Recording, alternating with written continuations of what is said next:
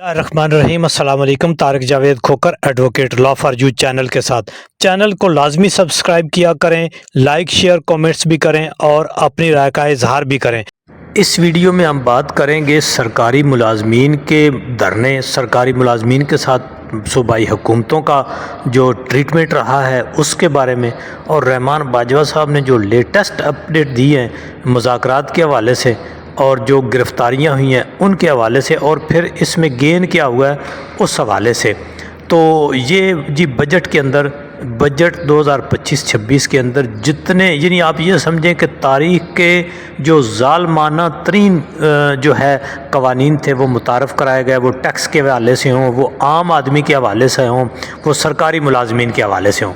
लेकिन इस सारे तबके में से एक सरकारी मुलाजमीन थे जिन्होंने प्रोटेस्ट किया, कुछ ना कुछ आवाज़ उठाई, उनके ऊपर तशद्दुद हुआ। बिलखसूस बलूचिस्तान के अंदर बड़ा तशद्दुद हुआ, गिरफ़्तारियाँ हुई।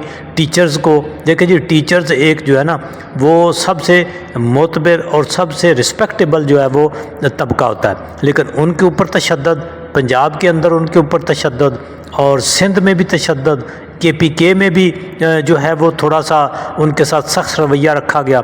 लेकिन इस सब कुछ के बावजूद सबसे जो पहले ही अगर बजट को सूबाई हवाले से देखा जाए तो जो सबसे बेहतरीन आप कह सकते हैं, या आप ये कह सकते हैं कि सबसे जो अच्छा बजट था वो KPK वालों ने दिया। हालांकि रिडक्शन अलाउंस जो है सरकारी मुलाजमीन का, उसमें उन्होंने भी 20% रखा, हालांकि मरकज़ ने 30% का अनाउंस किया था।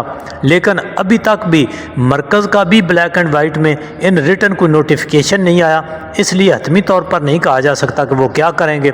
लेकिन बहरहाल क्योंकि KPK के अंदर जो सरकारी मुलाजमीन बिलखसूस पेंशनर्स के बारे में थे, रिफॉर्म्स के बारे में, उनमें भी पहले जैसे पुराने कवानीन थे उनके अंदर कोई ख़ास तब्दीली नहीं की गई, और इस तरह से यानी आ जाके उनका यही था कि डिस्पैरिटी अलाउंस उन्होंने 30% की बजाय 20% किया था। लेकिन फिर जब रहमान बाजवा साहब भी गए, वहाँ पे प्रोटेस्टर भी पहुँचे हुए थे, सरकारी मुलाजमीन की बड़ी तादाद थी, तो वहाँ पे फिर मुज़ाकरात हुए तो उन्होंने 30% का एग्री कर लिया।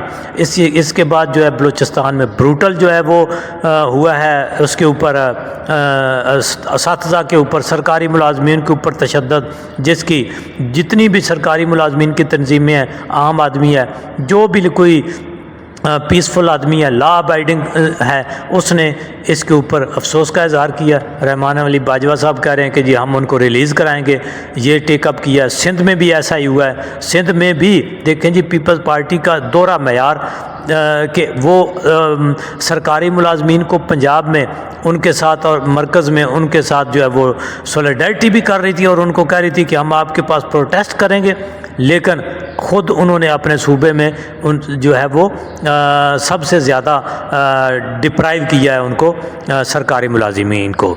तो फिर उसके बाद पंजाब में देखें जी, पंजाब ऐसा सूबा है जो सबसे बड़ा सूबा है, लेकिन पंजाब में हालिया ये जो हुकूमत है, जिसको बहुत से हल्के कहते हैं कि लेजिटिमेट हुकूमत ही नहीं है, उसने सरकारी मुलाजमीन के साथ बहुत सख्त ज़्यादतियाँ की हैं। आप देखें, फैमिली पेंशन्स को लेकर देखें, पेंशनर्स के जो है वो मामलात देखें, मरकज़ में भी पेंशन कम बढ़ाई गई है 7%, और फिर पंजाब ने 5% बढ़ाने का ऐलान किया, और डिस्पैरिटी अलाउंस का उन्होंने ज़िक्र ही नहीं किया। चलें जी, KPK ने तो फिर भी 30 के बजाय 20% किया, इन्होंने उसका ज़िक्र ही नहीं किया। तो इस तरह से ये बहुत ज़्यादा जो सरकारी मुलाजमीन थे वो पंजाब में उनका बड़ा अच्छा खासा और बड़ा उनका क्राउड था, और उन्होंने बड़ी जो है वहाँ पे इज्तिमा दिखाया। लेकिन जो एंड हुआ, मैं समझता हूँ कि बहुत सारे और भी सरकारी मुलाजमीन भी समझते हैं कि उसका एंड अच्छा नहीं हुआ। संघेड़ा साहब ने भी, और आया कौन, एक एहसन इकबाल साहब का बेटा आया, और वो भी कहा जाता है कि वो अपनी कैपेसिटी में आया, वो कुछ सरकारी तौर पे नहीं आया, और कोई पुलिस ऑफिसर उनके सामने कमिटमेंट कर ली, धरना बर्खास्त कर दिया। अब देखते हैं कि ये इसको दोबारा से कैसा जो है वो रीऑर्गेनाइज़ कर सकते हैं, या कोई हुकूमत, पंजाब हुकूमत उनको कोई रिलीफ देगी। तो ये बजट جو ہے یہ بہت متنازع بجٹ ہے، عام آدمی کے لیے، سرکاری ملازمین کے لیے، پینشنرز کے لیے یہ ایک پریشانی کا باعث بن گیا ہے۔ لیکن جی فیملی پینشن انہوں نے ختم کر دی۔ فیملی پینشن کا جو چارم تھا تاکہ کوئی بھی جو بیوہ تھی، بیٹی تھی، بچے تھے، وہ پینشن لے رہے ہوتے تھے، لیکن انہوں نے اس میں بھی تخفیف کر دی۔